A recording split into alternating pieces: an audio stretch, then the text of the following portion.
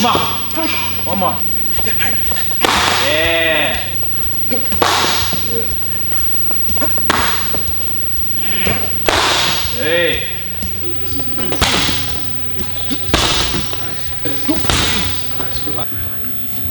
The range of motion, the movement, it just comes a lot faster and easier. I feel like it's got a little more pop. I'm going to show you one of the things that's a little more advanced. Okay. We call this overspeed training, right? Okay. So you're going to do the same kicks left-footed. This band's going to help your hip come through a little faster than normal. Okay. Right? Because if you train slow, you'll stay slow. Yeah. Right? So I want you to use the left leg, but I want your hips to start to feel what quickness is as it turns. Oh, yeah. Feel that? Yeah. That's much better speed. Yeah.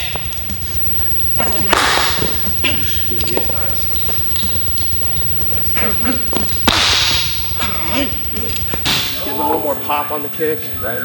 I feel like it's activating all those little accessory muscles. Yep.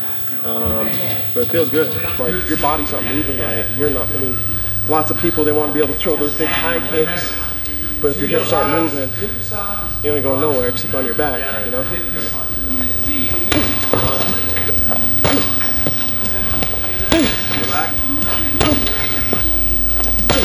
Right off the ground. Nice. I'm a little slow on that side, and I'm feeling it. Hip rotation is everything. What we do anyway. Whether it's grappling, whether it's this stuff, because we grapple too, so it's all about hips. Switching hips, switching hips.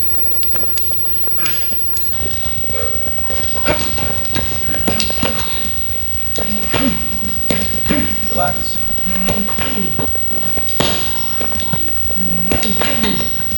For me, I feel like when you hooked me up to it, it helped incorporate the right muscles that I wanted to be using, that I should be using instead of muscling through things. But it made it tired. So when I got to the non-strap part where you weren't putting the tension on me, it made me feel quick, but I had to really focus on using that muscle because it was already tired. Does that make sense? Yes. But I felt really like light. I felt light, just like any sort of tension training and then release of it. So I felt like it's gonna help with speed and power for sure. I do. Cool.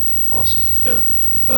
For me, I feel like it was just helping me find like a little extra range of motion, especially with those kicks.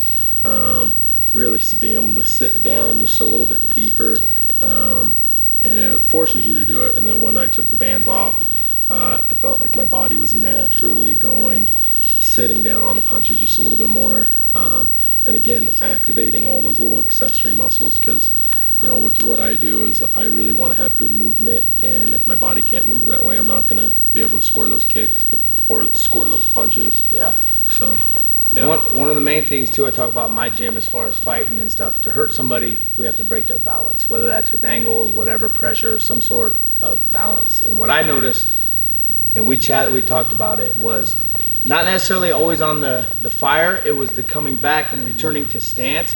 I would get pulled offline a little bit when I was out of balance, and that's key. So if I'm throwing a strike and throwing myself out of balance, that's a problem. You know what I mean? Because my opponent should be trying to break my balance all the time. So if I'm doing it for him, I'm behind. Do you know what I mean? So that was good, because you remember how when I would throw and I kind of got jerked back a couple times, I was like, all right, and then I reset and planted, lock. I was more firm. I felt like it's going to help with stance, and stance is key, because like building a beautiful house, you know, you got a lot of flashy spin kicks and stuff like that, but your foundation is bad on a really nice house.